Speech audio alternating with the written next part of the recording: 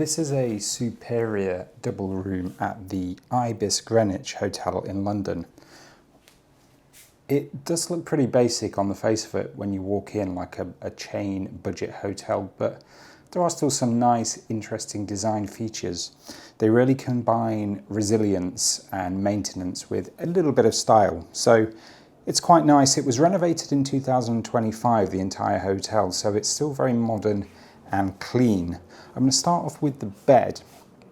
Now this is a double bed and they use a standard mattress, and then there's a thick foam protector on top. So again, they're thinking about maintenance and long-term longevity of their furnishings there. Moving ahead to the back of the bed, you've got this polymer headboard, which again is nice and resilient, easy to clean, and it's not going to stain. On the back they've painted this on, it's actually painted. So it's quite nice, it's quite basic.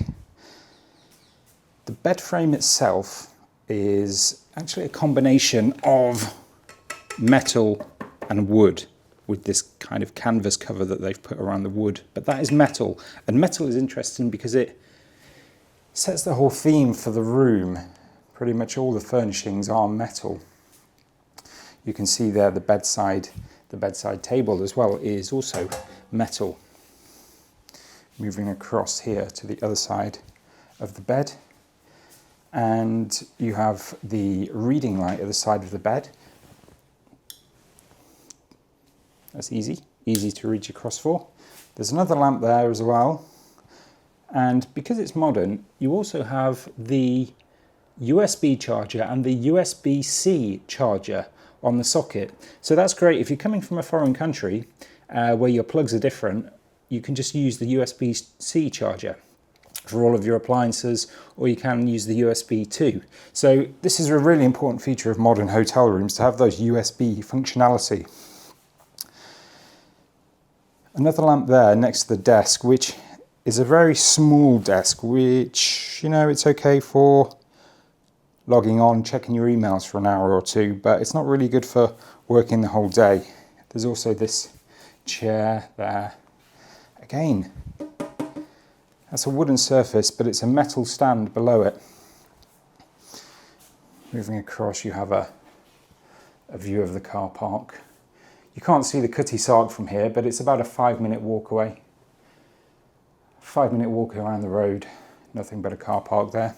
Now, one interesting thing is this freestanding metal semi-wardrobe. They've done away with wardrobes to try and save space, but they've put this metal stand here instead, so you can just hang your clothes on that. So again, they're thinking about functionality, saving space, doing away with the wardrobe, and they've got a set of metal shelves. And then there's a freestanding mirror here. Still thinking about saving space. Instead of having a wooden unit for their kettle and other storage, it's just a metal set of triangular shelves hanging from the wall. So the kettle's on there. If you want to use the kettle, you have to turn it and plug it in there, fill it with water, plug it in, and then move it back here with the cup. So they're quite economical with their storage. Even the hairdryer, it's hanging from these metal rack on the wall. The TV, what can you say, 32 inches, all you need.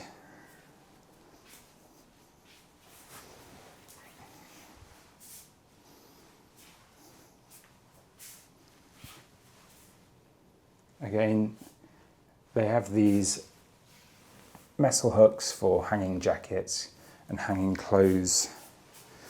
The floor it's not wood, it's not tiles, it's a kind of lino, a non-slip grey lino. Grey is a very neutral colour, and a lot of hotels go for grey because it's so neutral and easy. So let's go into the bathroom, and this is where you can really see that this is a budget hotel designed for practicality rather than premium.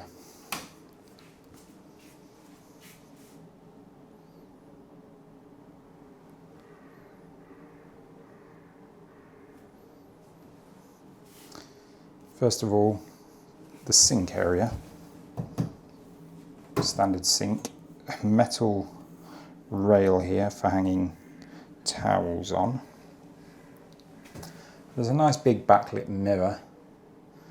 The toilet is a kind of toilet that's just attached to the wall.